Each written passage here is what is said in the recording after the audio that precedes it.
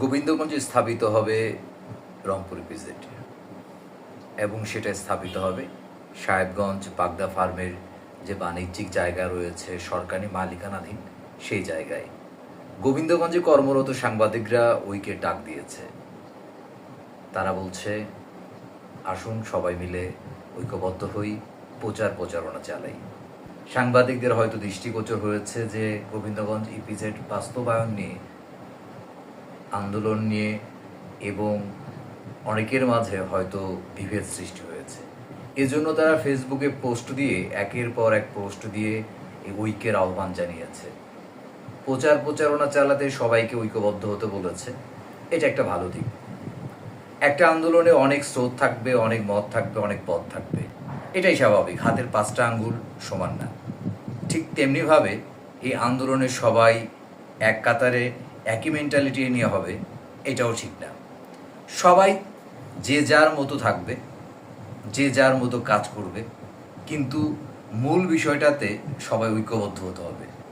আসলে ইপিজেড গোবিন্দগঞ্জের আর্থসামাজিক অবস্থার বদলে দেবে। এই জন্য সাংবাদিকরা আহ্বান জানিয়েছে গোবিন্দগঞ্জ ইপিজেড প্রশ্ন ঐক্যবদ্ধ হওয়ার। এটা একটা ভালো দিক। গোবিন্দগঞ্জের সাংবাদিকরা গুটি কয়েক সাংবাদিক ছাড়া সবাই ইপিজেডের পক্ষে আন্দোলন করেছে। এর আগেও যখন ভূমি উদ্ধার ছিল তখনও তারা লিখনির মাধ্যমে আন্দোলন করেছে।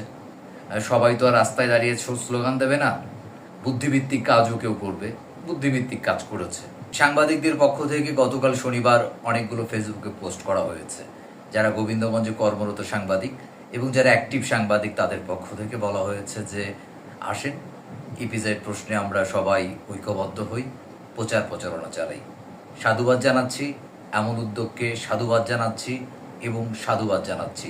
আপনারা জানেন যে ইপিজেড বিরোধীরা বর্তমান অনেক শক্তিশালী এবং তারা সংঘবদ্ধ। এই ক্ষেত্রে এখন যদি আমরা সংঘবদ্ধ না হই, মতের ভিন্নতা থাকবে, কিন্তু লক্ষ্য যেহেতু আমাদের সবার এক, লক্ষ্যটা হচ্ছে গোবিন্দগঞ্জ ইপিজেড বাস্তবায়ন।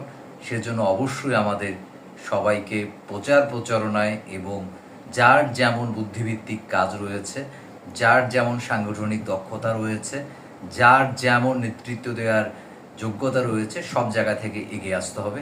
শুধু লক্ষ্য একটাই, আমরা গোবিন্দগঞ্জে দ্রুত ইপিজেড বাস্তবায়ন চাই।